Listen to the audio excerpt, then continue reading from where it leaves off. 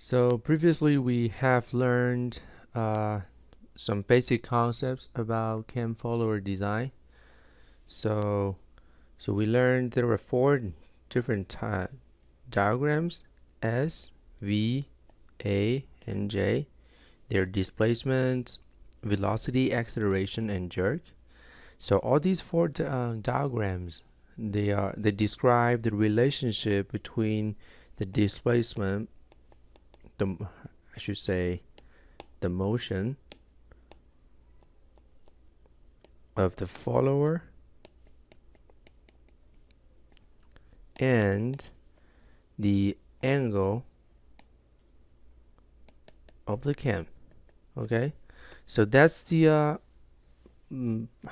functions of these SVAJ diagrams. So as we mentioned in the end of last lecture, so there are two major types of design for cam follower systems. The first one is called CEP. It stands for Critical Extreme Position Control.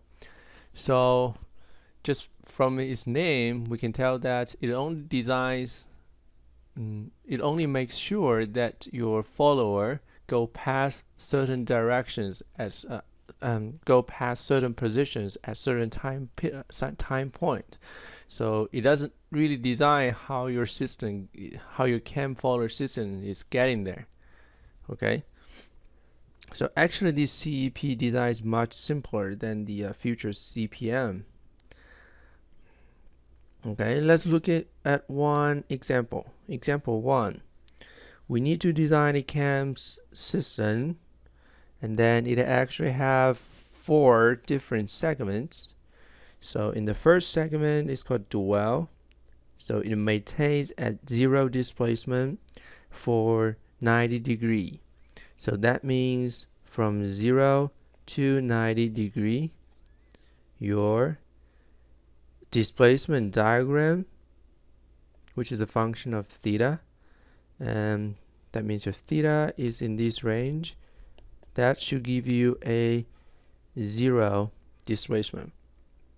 The second segment is rise, which means your follower rises from 0 displacement to 25 millimeter in another 90 degree. So that means here your theta is from 90 to 180. That's where you have 90 degree increment in theta. And then in this case, your theta needs to go from 0 to 25 millimeter. But how we get there, we don't know, because that's CPM. We only care about where we want to go, but we don't care how we get there. Okay. So the third step is another 90 degrees. So that means it's from 180 to 270 degree. In this case, your displacement diagram is going to maintain at the same location, 25 millimeter for 90 degrees. So that means your displacement in this segment is going to be a constant again. The last one, theta from 27 to 70 to 360. So in this case, your displacement goes from 20 millimeter back to 0. Again, we only care about the two extreme positions. We don't care how the motion look like in between these S. All right. So based on this information, we can draw our displacement diagram. So we know the displacement are constants in these two regions, and we know the boundary conditions in the second and in the fourth segments. So we don't know what's happening in between. So theoretically, it can go like this, it can go like this, or it can go zigzag, and then as long as it starts from this point and ends at that point, that might be a valid displacement design. Okay. So how should we design such a thing? Of course, the easiest one is actually just connecting these two, right? Assuming the motion in these two regions, they're linear. So if that's the case, let's look at what the other diagrams look like. You have 90 degree, 180 degree, 270 degree, 360 degree. That's your theta angle. And then as I said, the second plot is velocity diagram, which is a function of theta. So let's look at these. So let's recall the definition for v theta. Your v theta is ds theta d theta, which means it's the displacement diagram's derivatives with respect to your angle theta. So that means your v theta is just the slope of your displacement diagram. So we can easily tell that from 0 to 90 degree is flat. So that's why the derivative is also flat. Okay. And then from 90 to 180, so that displacement, so that slope is a constant. And then we know that the slope is 25 millimeter divided by 90 degree, right? Because that length is 25 millimeter. These x component is 90 degree. So we have 25 millimeter over 90 degree. So let's name it as K, okay? Because the unit is kind of weird. So we have a constant velocity, and then this velocity value is K. Alright, so in the third segment, because it's flat again, so that's why the velocity is flat, is 0. And then the last one, it decays from 25 millimeter all the way to 0. And then it has the same slope but at different sign. So that's why here we have negative K.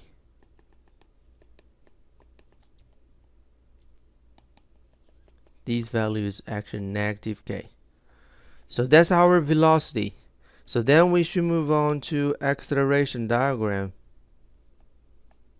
From 0, 90, 180, 270, 360. Okay, so again, your A theta diagram by definition is just dv theta d theta, which means is the derivative. So you need to find all the slopes in your v theta diagram. So it's very interesting that in your v theta, almost all the segments have constant velocity. So that's why the acceleration is all 0. But there are a few places you need to pay attention, which is 90, 180, 270, and 360. In these 4 locations, the acceleration is actually infinite, because if you look at it, the 90 degree, the slope here is actually vertical.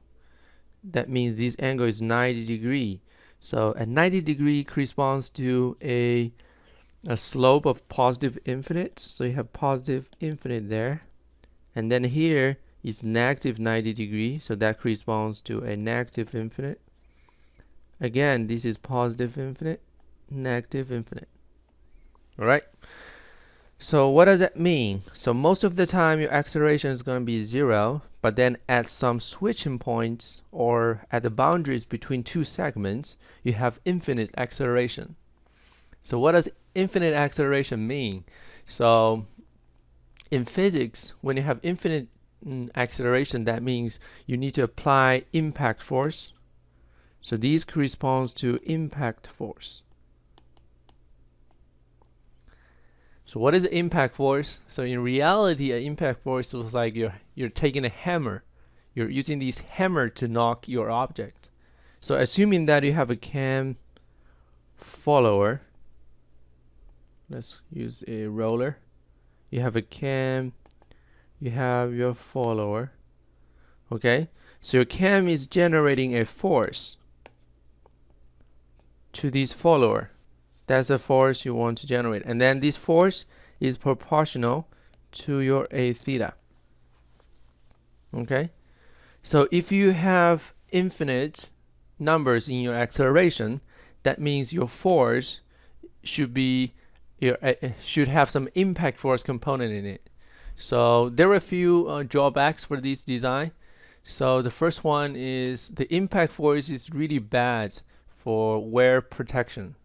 So if you have, assuming that you have a hammer keep knocking at a machine, then it's gonna create a damage right away. The second thing is, if your acceleration is changing in such an abrupt manner, that means your system is not smooth, and then that's going to generate a lot of vibrations in the follow-up mechanisms. So that's why in our design, so there is a very critical requirement, which is here. So which means your A diagram should always be continuous to avoid all the aforementioned issues. So the second requirement is J diagram should be bonded, but then the B is actually equivalent as A. Once your A diagram is continuous, then your B is automatically bounded. Okay, so that's why this is actually the only thing you should keep in mind. Your A is continuous. All right. So right now we know all these four segments, and then we know one more constraint, which means your A is continuous. How can we better design this system? So if we know that your A is continuous, then the best idea is actually let's start from your A diagram, right? Just give your A continuous function, and then let's start from there. All right.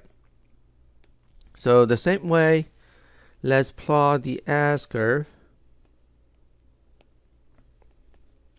S diagram, and then let's plot the theta. So from the first 90 degree, let's convert everything to radian, so that makes our life easier. And then from pi to 3 half pi, that's another constant. Okay, and then let's label these displacement constant as h.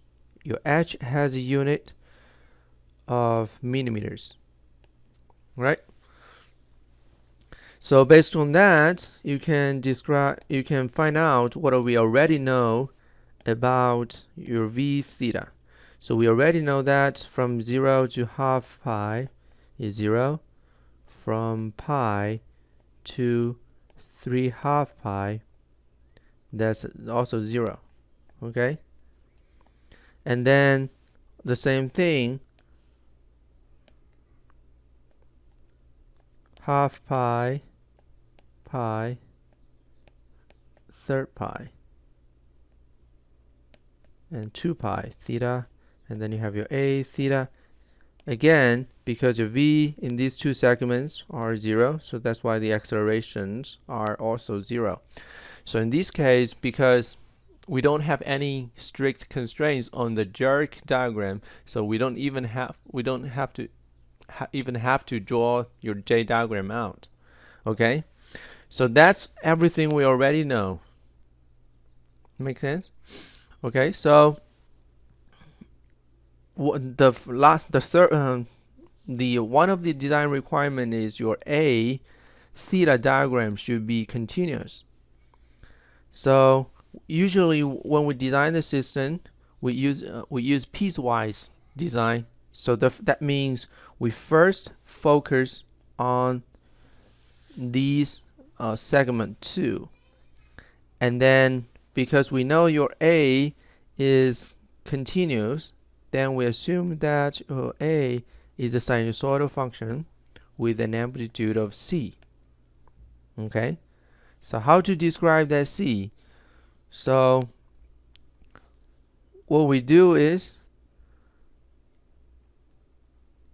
your A theta. So that's everything is for segment 2 only. Okay, so what's the boundary conditions for segment 2? So you have your theta is in the range of half pi to pi. To simplify the discussion, we name theta 0 as half pi, beta as pi minus half pi equals to half pi. So the meaning of theta 2 is, of theta naught is the starting angle, okay? And then the meaning of the beta is the width of the segment. Makes it, oops. Make sense? So by doing so, we can easily define a new variable x. Your x is theta minus theta naught over beta. So we normalize your theta angle, and then because your theta is from half pi to pi, and then you will easily see that your x is actually from 0 to 1. If you don't see this clearly, so we can actually redraw your A diagram in a different way. So in this case, we have your x components, and x is theta minus theta naught over beta, and then that's your A. In this case, your A is no longer a function of theta, it's a function of x. Okay, so your x is from 0 to 1, and then but then it's still a sine wave. So what we do here is we just by using these x new variable x, we are able to take a snapshot of these segments and then align it to a new coordinate system, and then this coordinate system is always from 0 to 1. So that actually helps us to design to better design things.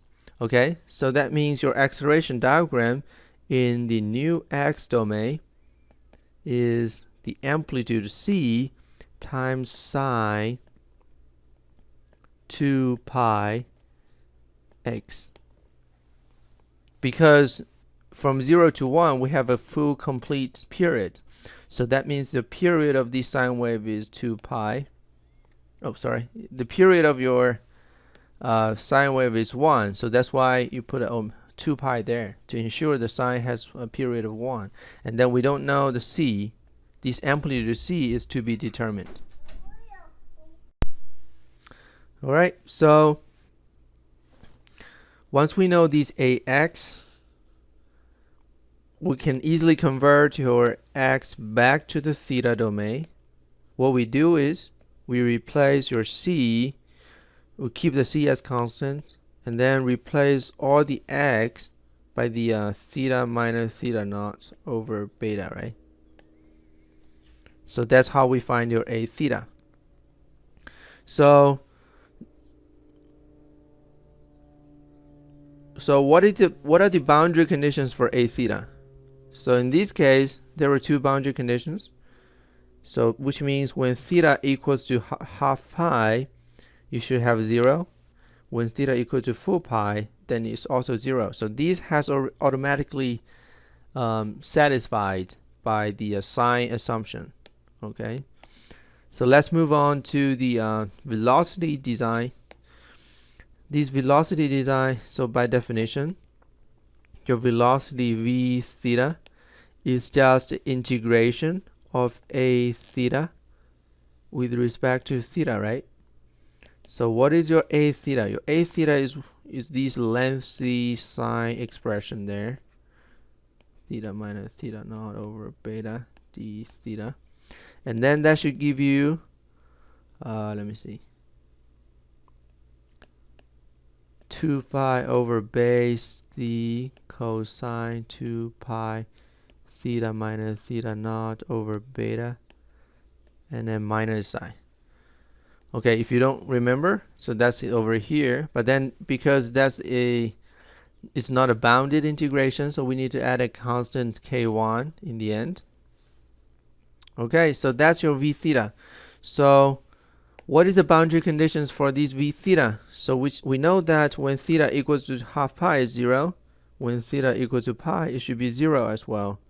So that means your v theta equals to half pi equal to 0, v theta equals to pi equal to 0. So this is going to give you two equations which allows you to solve for C and K1. All right. So these two, so you can plug this back in, and that should give you these relationship K1 equal to C beta over 2 pi. And then you can go one step further, calculate your S theta, which is integration of V theta d theta. And again, it's just a lot of copy and paste. It's going to be minus beta C 2 pi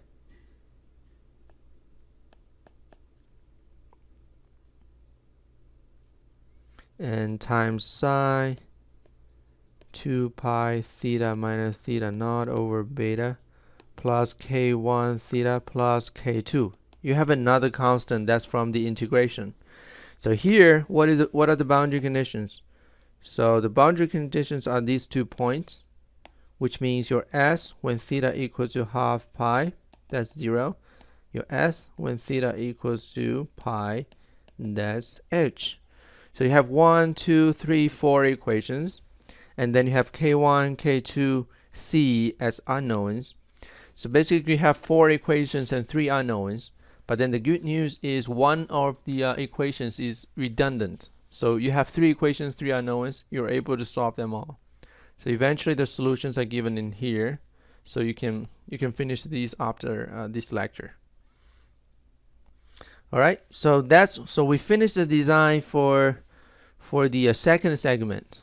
So can you try to follow in the same procedure to design the fourth segment, which is the fourth segment? Right, let me try to add one more slide here.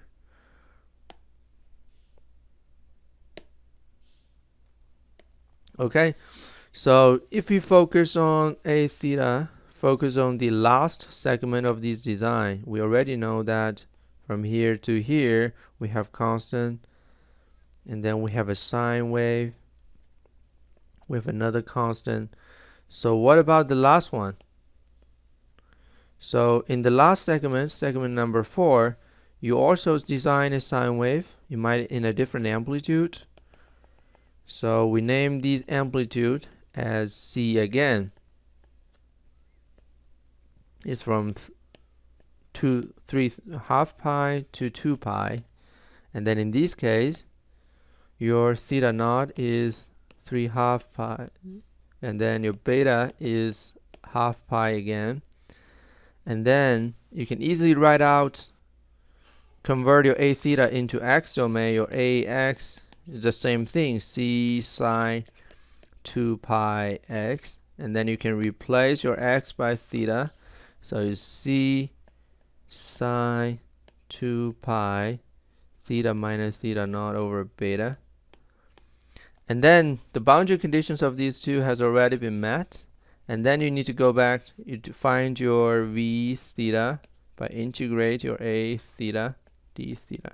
And then you find your S theta by integrating your V theta again. So here you find your V and S. Then you need to find your boundary conditions. So what are the boundary conditions? So that means the boundary conditions are V when theta equals to 3 half pi. You should have 0 velocity. When theta equals to 2 pi, you should also have a 0 velocity. When V theta when theta equals to 3 half pi. So then you have to go back to these original plots. So that's your boundary conditions. Okay, so your velocity should boundary conditions for velocity should be all 0.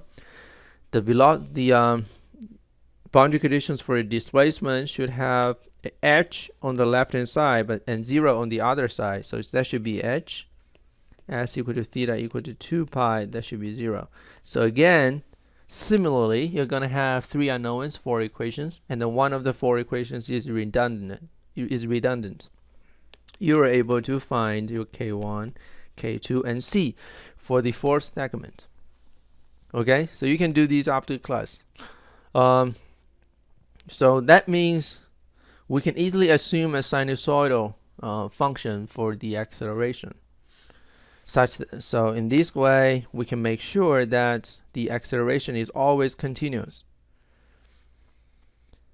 But this is not the best design. One of the main drawbacks is your C values is usually really large in this design. So when you have a large C, that means your acceleration is large, and that means it needs much more force to drive the follower.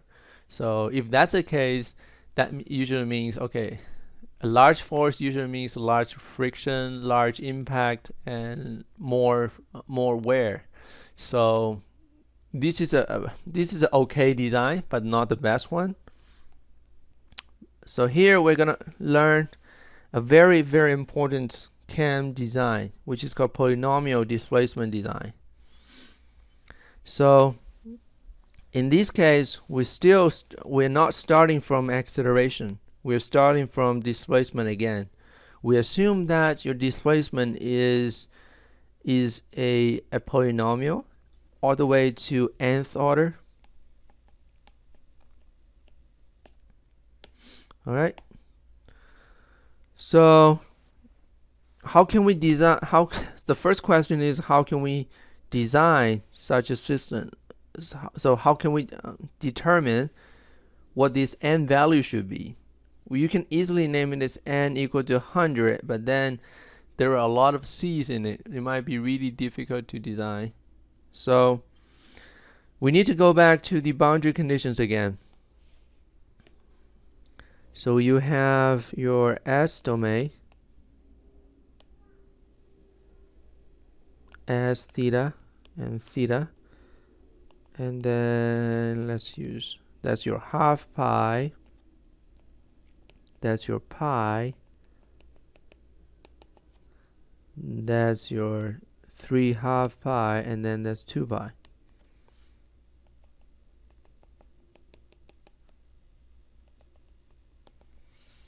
Alright, so by definition we know that the first one is dual and this one is unknown. The third segment is dual again, and then we know that these values h as a constant, and then the last one is to be determined as well. So that's your S. So you have your velocity. Your velocity is, I'm using a different color there. So this is 0, and then in this third segment is 0. So let's name it as 1, 2, 3, 4 segment. And between these two, in segment 2 and segment 4, we don't know what's happening there. And then the last one is acceleration, a theta. And then again, you have 0 and 0 in the first and third segments, and then we don't know what's happening in the second and last one. All right. So again, the same concept. We're not designing the profile, the diagram in one shot. We're using a piecewise design method. So first, that means first let's focus on segment 1, segment 2.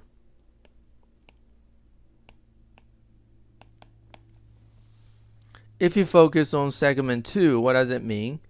So that means except for the boundary conditions, we don't care about 1, 3, and 4. Okay? So next step is, let's count how many boundary conditions we have. I'm going to use in green here. So we know that the boundary acceleration should all be 0. Your boundary velocity should all be 0. Your boundary displacement should be 0 on the left hand side and h on the other side. So that means in total you're going to have 6 boundary conditions.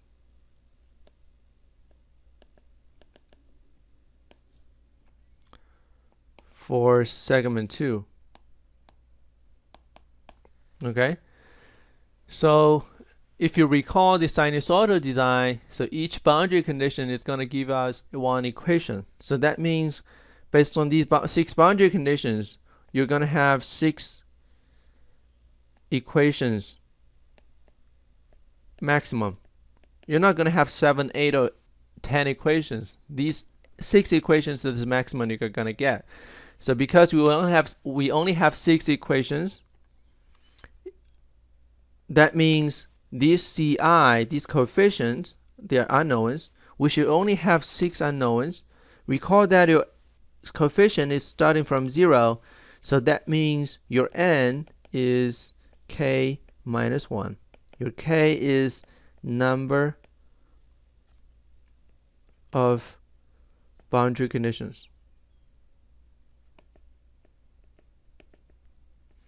So which means in this case, we have k equal to 6. That means your n equal to 6 minus 1 equal to 5. So we know that your s theta in that domain is going to be a summation. Let me see. Let me clarify another thing. So n equal to 5. The other thing is we're not using theta to describe your diagram. We're using x, the same thing as we talked about before. By using these x, we normalize things. We're not talking about angles anymore. We're talking about x in a range of 0 to 1 as always.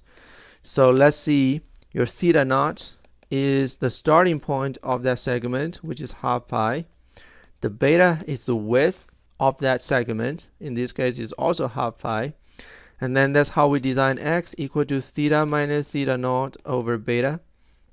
Okay, so then you can, instead of writing your s as a function of theta, you can write s as a function of your x. Your x is going to be c naught plus c1x plus c2x squared, c3x3 plus c4x4 plus c5x5.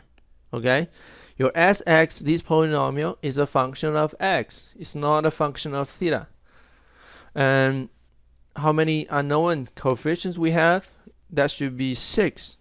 And then because of the unknowns are 6, the maximum order should be 5th order.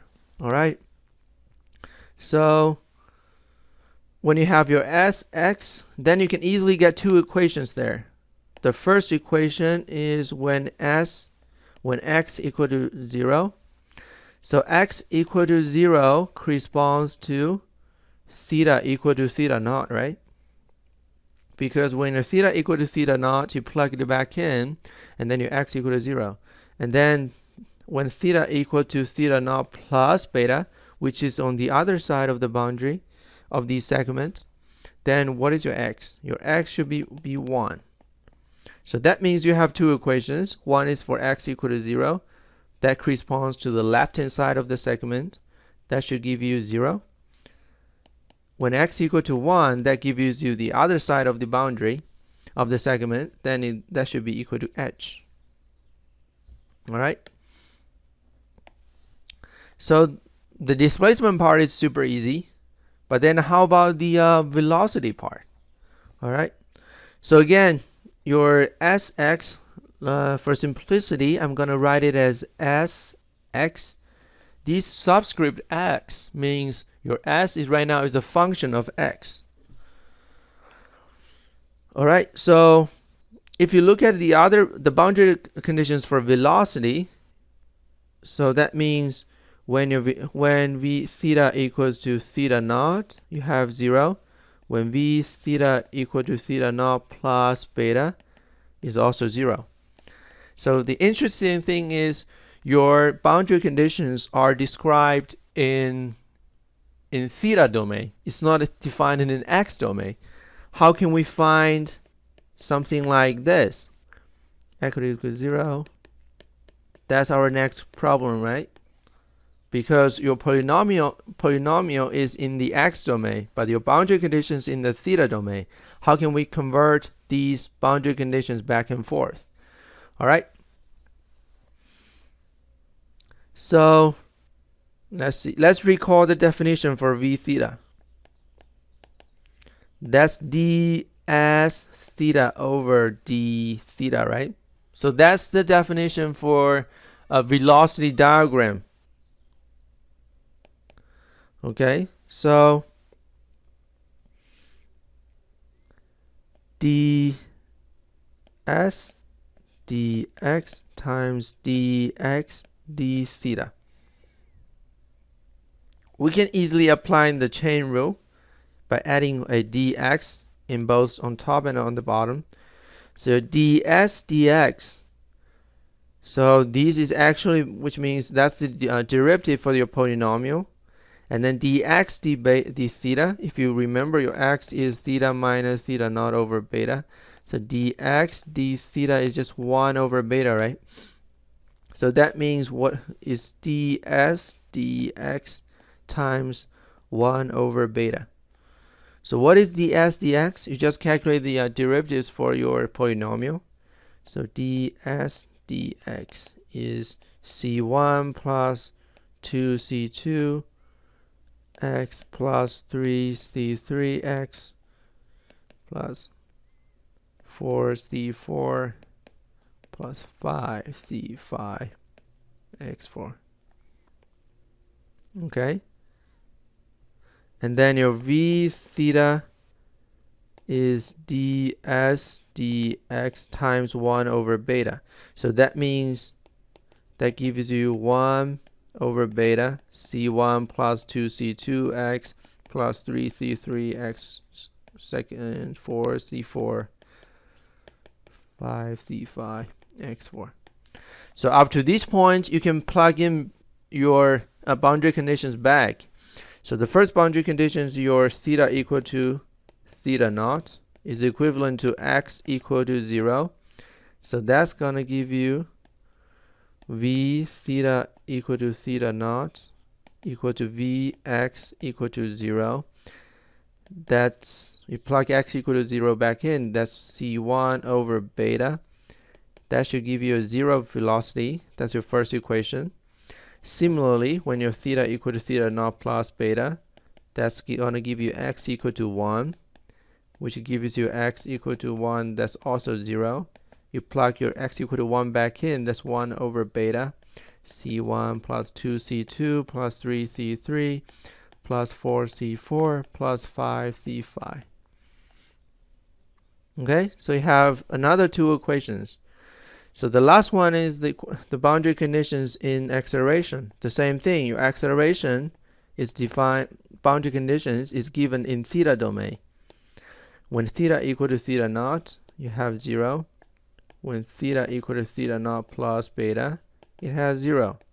So we need to convert your acceleration back to the A domain as well. So the same thing, using the chain rule, your A theta is dv theta d theta is dv dx times dx d theta.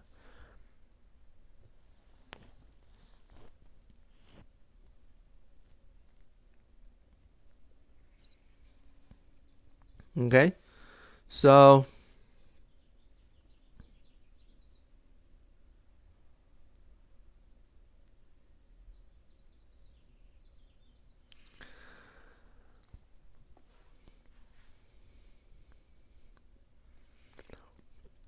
it's going to give you 1 over beta square times whatever ds square d theta square. Oh, sorry, dx square.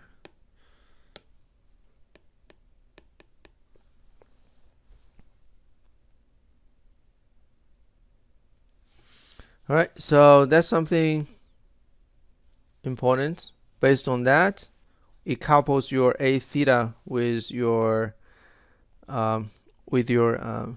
x domain polymer. That means your A theta equals to 1 over b beta square and 2c2 plus 63x plus 12c4x cubic square 20c5x cubic. The same thing, you can get two equations. When A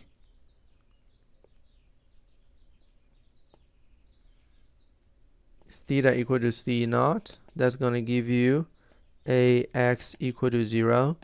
That's 1 over beta square times 2c2, that's 0. your a theta equal to theta naught plus beta equal to ax equal to 1. That's 1 over beta squared. 2c2 plus 6c3 plus 12c4 plus 20c5. That's going to give you 0. So let's recall all the equations. You have equation number 1, number 2, number 3, number 4, number 5, and number 6. So you have 6 equations, 6 unknowns. Luckily, they're all linear equations. You can easily use MATLAB to solve them. And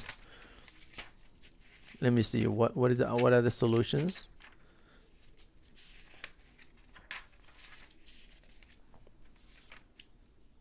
All right, so your C0 is 0, your C1 is 0, your C2 is also 0, your C3 is 10H, C4 is minus 15H, your C5 is 6H. So then you find all the coefficients for your polynomial, and then you can plug it back in to get your polynomial description for your s. So it's gonna look like something like this. All right, so that's how you complete your segment number 2. So I'm gonna leave the segment number 4 for you. You use the same method. I believe you're gonna have the same 6 boundary conditions, and then but then the boundary conditions will be slightly different. So please try to design segment 4 after class. I'm gonna post the solution after our lecture.